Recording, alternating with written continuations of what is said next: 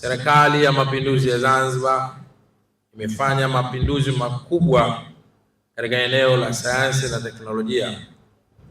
Leo ushindani wa mataifa tumeshuhudia wote hauamuliwi tu kutokana na ukubwa wa ardhi ama wingi wa rasilimali ama maliasili pekee, bali umekuwa ukiamuliwa zaidi na kiwango cha maarifa, ubunifu na uwezo wa kutumia teknolojia katika kuongeza ubunifu wa thamani na rasilimali zilizopo.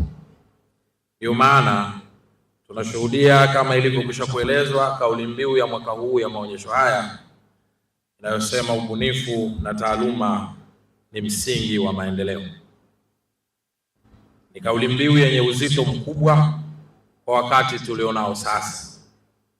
Kauli mbiu hii inatukumbusha kwamba maendeleo ya kweli hayawezi kupatikana bila ya kuwa na watu wenye elimu bora, taaluma madhubuti na uwezo wa kufanya tafiti na bunifu mbalimbali unaoweza kutoa suluhisho ya matatizo mbalimbali yanayotukabili. Hivyo basi, Zanzibar na Tanzania kwa ujumla tunabudi kuendelea kujenga elimu ya juu kama msingi wa maendeleo yetu ya sasa na baadaye. Ndugu washiriki, waalikwa, mabibi na mabwana, Serikali ya Mapinduzi ya Zanzibar itaendelea kutekeleza dira ya maendeleo ya Zanzibar ya 2050 ambayo inalenga kuifanya Zanzibar kuwa na uchumi wa kipato cha juu unaoongozwa na maarifa mapya, teknolojia, bunifu mbalimbali na uzalishaji wenye tija. Katika dira hiyo, elimu ya juu imepewa nafasi ya kipekee kwa sababu ndiyo inayozalisha wataalamu, watafiti, wabunifu na viongozi watakaobeba dhamana ya kuifikisha Zanzibar kwenye malengo haya. Tungependa kuona vyuo vyetu vikitoa wahitimu ambao si watafuta ajira peke yake, bali pia wawe wabunifu wenyewe, wawe waajiri na wazalishaji maarifa mapya yatakayochochea maendeleo katika sekta mbalimbali za uchumi nchini. Tunakwenda mpango wa kuwasomesha watoto wetu mambo ya science. Elimu tangu standard 1 science mpaka form 6. Mwalimu hajui mambo ya science hapa, kwa heri kutuletea lugha hata with a grader with a garret, no.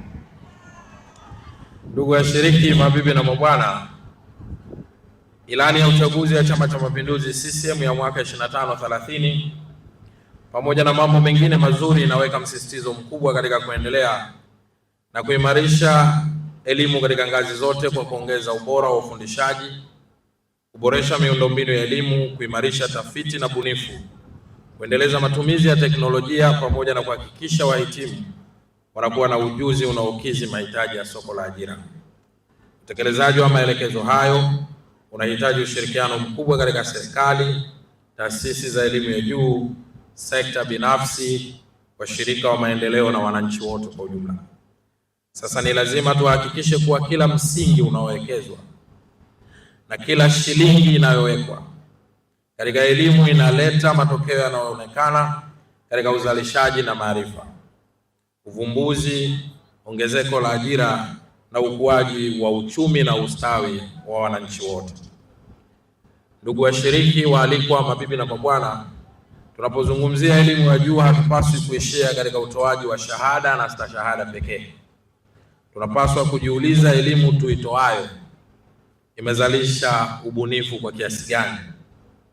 Imetatua changamoto zipi katika jamii tunazoishi? Na imeongeza thamani gani katika maisha ya wananchi wa kawaida?